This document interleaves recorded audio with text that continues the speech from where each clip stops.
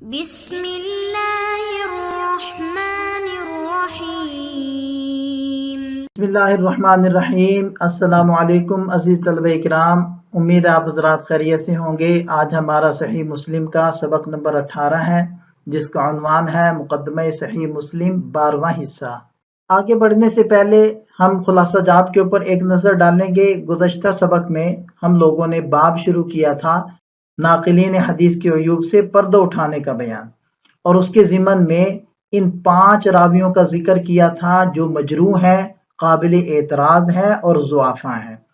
آج کے سبق میں ہم 12واں حصہ پڑھ رہے ہیں، اور باب وہی ہے سابقہ سبق والا، اور اس سبق کے اندر بھی ہم 5 ایسے محدثین کا تذکرہ کریں گے جو قابل اعتراض ہیں، ضعیف ہیں اور مجروح ہیں۔ بسم اللہ الرحمن الرحیم۔ وبی قال حدثنی ابن قزادہ قال سمعت وهبا يقول عن سفیان عن ابن المبارک قال بقیت صدوق اللسان ولکنہ یأخذ عمن اقبل وادبر۔ ابن مبارک رحمۃ اللہ علیہ فرماتے ہیں کہ بقیہ زبان کے سچے ہیں، مگر ہر آنے جانے والے سے روایت لیتے ہیں، یعنی ثقہ غیر ثقہ سب ہی سے روایت کرتے ہیں، اس لیے ان کی روایتوں کی تحقیق ضروری ہے۔ حضرت عبداللہ بن مبارک رحمۃ اللہ علیہ جارح ہیں، اور بقیہ بن ولید یہ مجروح ہیں۔ بقیہ بن ولید کلاعی حمصی، جن کی وفات 197 ہجری میں ہوئی، اچھے راوی ہیں۔ امام بخاری رحمۃ اللہ علیہ تعلیقات بخاری میں ان سے روایت لیتے ہیں، سیاہ ستہ کی باقی کتابوں میں بھی ان سے روایات مروی ہیں۔ امام احمد بن حنبل رحمۃ اللہ علیہ فرماتے ہیں کہ اگر بقیہ معروف راویوں سے روایت نقل کرتا ہے تو روایت مقبول ہے، اور اگر غیر مشہورین سے روایت کرتا ہے تو اس کی روایت قبول نہ کرو۔ مزید بھی اس حوالے کے اندر مختلف محدثین کی آراء بقیہ کے بارے میں منقول ہیں۔ وبی قال حدثنا قتیبۃ بن سعید قال حدثنا جریر عن مغیرہ عن الشعبی قال حدثني الحارث الأعور الحمداني وكان كذابا۔ وبی قال حدثنا ابو عامر عبد الله بن براد الاشعری قال حدثنا ابو سامة عن مفضل عن مغیرہ قال سمعت الشعبی يقول حدثني الحارث الأعور وهو يشهد انه احد الكذابين۔ امام شعبی عامر بن شراحیل نے فرمایا کہ مجھ سے حارث آور حمدانی نے حدیث بیان کی اور وہ بڑا جھوٹا تھا، یعنی حارث آور بڑا جھوٹا تھا۔ ان کا نام حارث بن عبداللہ ہے۔ آور تعارف کے لیے ان کے ساتھ لگایا گیا ہے، اور حمدان کی طرف ان کی نسبت ہے۔ حضرت علی، حضرت ابن مسعود، حضرت زید بن ثابت رضی اللہ عنہم سے پڑھا ہے، اور یحییٰ بن ابی رباح اور دیگر بڑے بڑے علماء آپ کے شاگرد ہیں۔ اسی وجہ سے آپ کی توثیق اور تضعیف میں اصحاب جرح و تعدیل علماء کا اختلاف ہے۔ امام مسلم رحمۃ اللہ علیہ نے مسلسل 6 آثار نقل کر کے حارث آور پر شدید تنقید کی ہے۔ ابن حبان فرماتے ہیں کہ کان غالیا فی التشیع۔ بقیہ یہ جو ان کے نام کے ساتھ آور لگا ہے نا، یہ مزید تعارف اور وضاحت کے لیے لگایا گیا ہے، اس میں توہین اور تحقیر مقصود نہیں، بلکہ حدیث کے معاملے میں محدثین وضاحت کی غرض سے اس طرح کے الفاظ ذکر فرماتے ہیں، جیسے بعض جگہ فرما دیتے ہیں الفقیر، الاعرج، المعلم یا معلم الصبیان وغیرہ، یہ الفاظ ملتے ہیں۔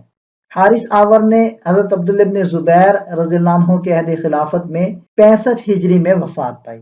امام شعبی رحمۃ اللہ علیہ نے فرمایا کہ مجھے حارث آور نے حدیث بیان کی، اور امام شعبی گواہی دیتے ہیں کہ حارث جھوٹوں میں سے ایک جھوٹا ہے۔ تو اس اثر میں امام شعبی رحمہ اللہ جارح ہیں اور حارث آور مجروح ہے۔ سابقہ سلائیڈ کے اندر جو ہم نے وضاحت کی ہے تو اس کا حوالہ آپ حضرات کے سامنے ہے۔ اب یہ سوال پیدا ہوتا ہے کہ جب محدثین سمجھتے ہیں کہ فلاں راوی ضعیف ہے یا کذاب ہے تو اس سے روایت کیوں لیتے ہیں، یا اس کی روایات کو ذکر کیوں کرتے ہیں؟ اس کا جواب یہ ہے کہ ان الکذوب قد یصدق، جھوٹا آدمی کبھی سچ بھی کہہ دیتا ہے، تو اس کی صرف سچی حدیثیں نقل کی جاتی ہیں۔ دوسری وجہ یہ ہے کہ اس کی تمام احادیث نقل کر کے اہل جرح اس پر کلام کرتے ہیں، اگر روایت ظاہر نہیں ہوگی تو اس پر کلام کیسے ممکن ہوگا؟ تو یہ 2 وجوہ ہوتی ہیں کہ ضعیف راویوں کی روایتوں کو بھی ذکر کیا جاتا ہے۔ وبه قال حدثنا قتيبة بن سعيد قال حدثنا جرير عن مغيرة عن إبراهيم قال قال علقمة قرأت القرآن في سنتين فقال الحارث القرآن هين الوحی اشد۔ ایک موقع پر حضرت علقمہ نے فرمایا کہ میں نے 2 سال میں قرآن پڑھا، تو حارث نے کہا کہ قرآن آسان ہے اور وحی اس سے زیادہ مشکل ہے۔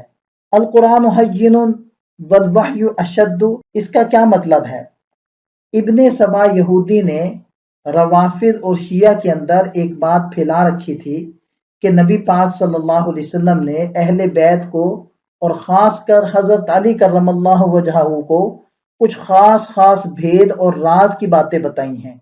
اس مقصد کے لیے ابن سبا یہودی نے کئی حدیثیں گھڑ لیں اور اپنے پیروکاروں کو یقین دلایا کہ یہ وہی اسرار ہیں مگر ان کو عام نہیں کیا جا سکتا، یہ راز میں رہیں گی۔ حضرت علی رضی اللہ عنہ نے اپنی ذات سے بار بار وصیت اور وسیع ہونے کی جو نفی فرمائی ہے وہ اسی عقیدے کی تردید کے لیے ہے۔ حضرت عائشہ رضی اللہ عنہ نے جو فرمایا کہ نبی پاک صلی اللہ علیہ وسلم کا انتقال میری گود میں ہوا تو آپ نے کہاں وصیت فرمائی ہے؟ یہ قول بھی اسی خاص وصیت اور اسرار کی باتوں کی تردید کے لیے ہے۔ تو حارث آور کوفی بھی در حقیقت وحی کے لفظ سے یہی اسرار اور وصیت مراد لے رہا ہے۔ اس روایت میں حضرت علقمہ جارح ہیں اور حارث آور مجروح ہے۔ وبی قال حدثني حجاج بن الشاعر قال حدثنا احمد يعني ابن يونس قال حدثنا زائدة عن الأعمش عن إبراهيم أن الحارث قال تعلمت القرآن في 3 سنين والوحي في 2 او قال الوحی فی 3 سنین والقرآن فی 2۔ امام نخعی فرماتے ہیں کہ حارث آور نے کہا کہ میں نے قرآن 3 سال میں سیکھا اور وحی 2 سال میں، یا کہا کہ وحی 3 سال میں اور قرآن 2 سال میں سیکھا۔ اس اثر کا بھی وہی مطلب ہے جو سابقہ اثر کا ذکر کیا گیا ہے، البتہ اس میں راوی کو شک ہے کہ تعلمت القرآن فی 3 سنین کہا یا الوحی فی 3 سنین کہا۔ بہرحال وحی سے یہاں بھی حارث آور کی مراد وہی اسرار ہے جس کا وہ دعویٰ کیا کرتا تھا۔ گزشتہ سلائیڈ کے اندر جو وضاحتی گفتگو کی گئی ہے تو اس کا حوالہ یہ آپ حضرات کے سامنے ہے۔ فتح الملہم کے حوالے سے بھی یہ عبارت پیش کی جا رہی ہے، اسی طرح ایک اور حوالہ بھی اگلی سلائیڈ کے اندر ذکر کرتے ہیں۔ یہ امام نووی رحمۃ اللہ علیہ کی شرح ہے، شرح صحیح مسلم، تو اس کا حوالہ بھی آپ حضرات کے سامنے ہے۔ اس میں بھی دیکھیں کہ امام مسلم رحمۃ اللہ علیہ نے حارث آور کے بارے میں گفتگو کی ہے اور بتایا ہے کہ من قبیح مذہبہ وغلوہ فی التشیع وکذبہ، یہ حوالے آپ حضرات کے سامنے ہیں۔ ان آثار کے اندر بھی حارث احور کی ہی تکذیب کی گئی اور اس کی ضعف کو بیان کیا گیا۔ وبی قال حدثنی حجاج قال حدثنی احمد وهو ابن یونس قال حدثنا زائدة عن منصور والمغيرة عن إبراهيم أن الحارث اتهم۔ وبي قال حدثنا قتيبة بن سعيد قال حدثنا جرير عن حمزة الزيات قال سمع مرة الحمداني من الحارث شيئا فقال له اقعد بالباب، قال فدخل مرة وأخذ سيفه قال وأحس الحارث بالشر فذهب۔ حضرت ابراہیم نخعی رحمۃ اللہ علیہ فرماتے ہیں کہ حارث مطعون کیا گیا یعنی اپنی بدعقیدگی کی وجہ سے، اور زیات کہتے ہیں کہ مرہ ہمدانی نے حارث سے کوئی بات سنی تو اس سے کہا کہ آپ دروازے پر بیٹھیں۔ حمزہ کہتے ہیں پھر مرہ گھر میں گئے اور اپنی تلوار لی۔ حمزہ کہتے ہیں کہ حارث کو خطرے کی بھنک پڑ گئی، چنانچہ وہ چلا گیا اور بچ گیا، یعنی اگر وہ حارث بیٹھا رہتا تو اس کا قصہ نمٹ جاتا، یعنی اس کو قتل کر دیا جاتا۔ ان آثار کے اندر بھی امام شابی رحمۃ اللہ علیہ جارح ہے اور حارث مجروح ہے۔ وہ احس الحارث کا مطلب یہ ہے کہ جب شیخ مرہ ہمدانی نے حارث آور سے جھوٹی حدیثیں سنی تو اس سے کہا کہ آپ کچھ دیر دروازے پر بیٹھے رہیں، میں اندر سے ہو کر آتا ہوں۔ تو شیخ مرہ نے تلوار ہاتھ میں لے لی اور باہر آنے لگے تاکہ حارث کی گردن اڑا دیں اور قصہ صاف ہو جائے، لیکن حارث نے تلوار کی جھنکار سن لی تو بھاگ نکلا۔ احسا کا مطلب یہی ہے کہ محسوس کیا کہ کوئی مصیبت آ رہی ہے۔ محدثین عظام کا انداز الگ ہوتا ہے، یہ جلالی لوگ ہیں، فقہا کا انداز الگ ہوتا ہے، وہ جمالی لوگ ہیں۔ इस रिवायत में जारे शेख मुर्रा है। इस स्लाइड के अंदर साबका स्लाइड में की जाने वाली गुफ्तगू का हवाला आप हजरात के सामने है। वबी क़ाल हद्दसनी उबैदुल्लाह इब्न सईद क़ाल हद्दसना अब्दुर्रहमान यानी इब्न महदी क़ाल हद्दसना हम्माद इब्न ज़ैद अन इब्न औन क़ाल क़ाल लना इब्राहीम इय्याकुम वल मुगीरह इब्न सईद व अबा अब्दुर्रहीम फ़इन्नहुमा कज़्ज़ाबान। इब्न औन कहते हैं कि हमसे इब्राहीम नख़ई रहमतुल्लाह अलैह ने फरमाया कि तुम मुगीरा बिन सईद और अबू अब्दुर्रहीम से बचते रहो क्योंकि वो दोनों बड़े झूठे हैं। मुगीरा बिन सईद बजली कूफी, ये बड़ा खबीस राफजी कज़्ज़ाब था। हजरत अली रज़ियल्लाहु अन्हु के बारे में इसका अकीदा था कि हजरत अली रज़ियल्लाहु अन्हु मुर्दों को जिंदा करने पर कादिर थे। हजरत अबू बकर और हजरत उमर रज़ियल्लाहु अन्हुमा की तौहीन की इब्तिदा इसी मलऊन ने की थी। आखिर में इस खबीस ने नबुव्वत का दावा किया जिसकी वजह से उसको आग में जलाया गया। इब्राहीम नख़ई रहमतुल्लाह अलैह यहाँ जारे हैं और मुगीरा बिन सईद ये मजरू है। इसी तरह अबू अब्दुर्रहीम शकीक ज़ब्बी कूफी वाइज, ये खारजियों का बड़ा इमाम था, ज़ईफ रावी है, कूफा में वाज कहता था।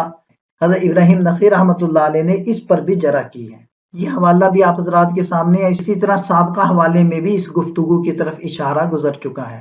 वबी क़ाल हद्दसना अबू कामिल अल-जहदरी क़ाल हद्दसना हम्माद व हुवा इब्न ज़ैद क़ाल हद्दसना आसिम क़ाल कुन्ना नअती अबा अब्दुर्रहमान अस्सुलमिय्या व नहनु ग़िल्मतुन अयफ़ाउन फ़कान यक़ूलु लना ला तुजालिसुल क़ुस्सास ग़ैर अबिल अहवस व इय्याकुम व शक़ीक़न क़ाल व कान शक़ीक़ुन हादा यरा रअयल ख़वारिज व लैसा बि अबी वाइलिन। आसिम कहते हैं कि हम जलील ताबिई अबू अब्दुर्रहमान अब्दुल्ला बिन हबीब सुलमी रहमतुल्लाह के पास हदीसें पढ़ने के लिए जाया करते थे जबकि हम नौजवान लड़के थे। तो वो हमसे फरमाया करते थे कि वाइजों के पास हदीसें पढ़ने न जाया करो सिवाय अबुल अहवस औफ बिन मालिक बिन नज़ला कूफी के, कि वो इनसे मुस्तस्ना है, और शकीक से बचो। आसिम कहते हैं कि ये शकीक खारजियों का अकीदा रखता था और ये वो शकीक नहीं जिसकी कुनियत अबू वाइल है, बल्कि इनसे मुराद अबू अब्दुर्रहीम शकीक ज़ब्बी कूफी है जिसका तज़किरा साबका असर में भी गुजरा है। तो इस असर में अबू अब्दुर्रहमान सुलमी जारे हैं और शकीक ज़ब्बी ये मजरू है। अबू कामिल जहदरी, इनका नाम फुज़ैल बिन हुसैन है, बसरी है। जहदर एक आदमी का नाम है, अबू कामिल उसी की तरफ मंसूब है। और ग़िल्मतुन ये गुलामुन की जमा है, नो उमर नौजवान को कहते हैं। और अयफ़ाउन ये यफ़उन की जमा है, करीबुल बुलूग नो उमर लड़के को कहते हैं। अल क़ुस्सास ये कासुन की जमा है, किस्सा गो वाइज को कहते हैं। और शकीक ये शकीक ज़ब्बी कूफी है जिसकी कुनियत अबू अब्दुर्रहीम है जो इससे पहले रिवायत में मज़कूर है। ख्वारिज का सरगना था, ज़ईफ रावी है। और यहाँ जो नकल किया गया कि ये अबू वाइल नहीं, तो अबू वाइल शकीक बिन सलीमा की कुनियत है। ये शकीक हजरत इब्ने मसऊद रज़ियल्लाहु अन्हु के खास शागिर्द हैं, किबार ताबीन में से हैं, सिका रावी हैं। चूंकि शकीक अज़्ज़ब्बी के नाम के साथ इनका इल्तिबास मुमकिन था तो शेख आसिम ने वजाहत कर दी कि अबू वाइल शकीक और है जो सिका है और अबू अब्दुर्रहीम शकीक और है जो कज़्ज़ाब है। साबका स्लाइड के अंदर जो हमने गुफ्तगू की है ये उसके हवाला जात आप हज़रात के सामने हैं। यहाँ हमारा सबक मुकम्मल होता है। सबक का खुलासा एक मरतबा फिर देख लें कि नाक़िलीन हदीस के उयूब, और उसके अंदर हमने इन 5 मजरूह रुवात का तज़किरा किया है। ये सबक से मुताल्लिक चंद सवालात हैं, आप हज़रात इनको भी हल करें। मिलते हैं नए सबक के साथ। अल्लाह ताला हम सब का हामी और नासिर हो। दुआओं में याद रखिएगा। अस्सलामु अलैकुम।